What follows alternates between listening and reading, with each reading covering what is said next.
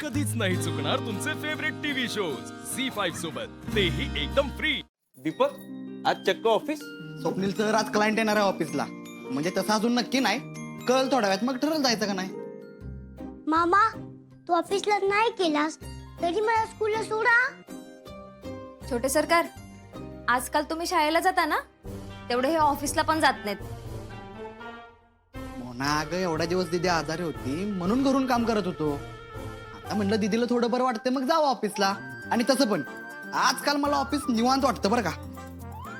काय म्हणाला तुम्ही? ऑफिस निवांत असतं? इथं घरात का मी तुमच्या मागे लागलेली असते का हो? हे तसं नाही ग मोना. मग कसं? बघा मोना, आत्ताच त्याला ऑफिस निवांत वाटायला लागले. उद्या ऑफिस मधली कुणी शांत आणि चांगली वाटायला लागली तर लक्ष असू द्या त्याच्यावर. ओ विनू बाबा, अरे विनय काय अहो काय चुकीचं बोलतायत बरं मामनजी.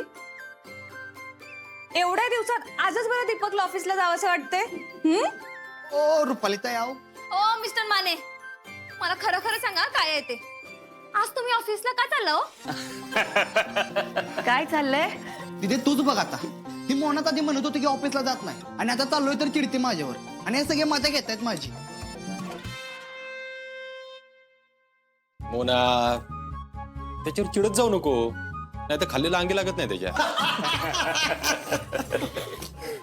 आप्या,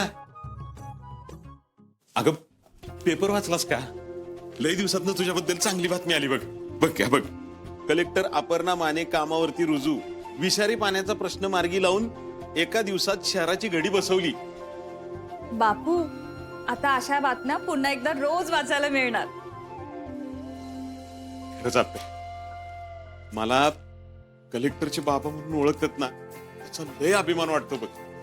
खरंच गेल्या जन्मीची काहीतरी पुण्याई असेल बघ, म्हणूनच तुझ्यासारखी लेक माझ्या पोटी आली. बापू, अहो मी कलेक्टर झाले ते तुमच्यामुळे. माझ्या स्वप्नांच्या पाठीशी तुम्ही उभा राहिलात ना, म्हणून हे सगळं शक्य झालं. प्रत्येक मुलीला तुमच्यासारखा बाप मिळाला ना,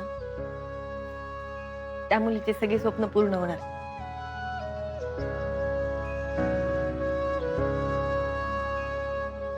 वंस, अहो तुम्ही सहज तुमच्या यशाचं श्रेय घरातल्या सगळ्यांना देऊन टाकता हो.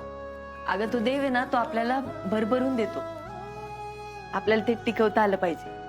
आणि ते टिकवायचं असेल ना, तर आपल्या लोकांवर प्रेम करता आलं पाहिजे.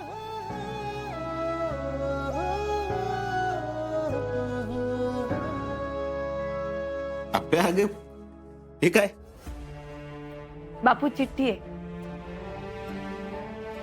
कधी कधी कधी कधी आपल्या मनावरचं ओझं ओठानं झेपत नाही हो, म्हणून मग मन हलकं करण्यासाठी असं लिहावं लागतं. तुमच्या सगळ्यांसाठी लिहिलंय काहीतरी. आमच्यासाठी?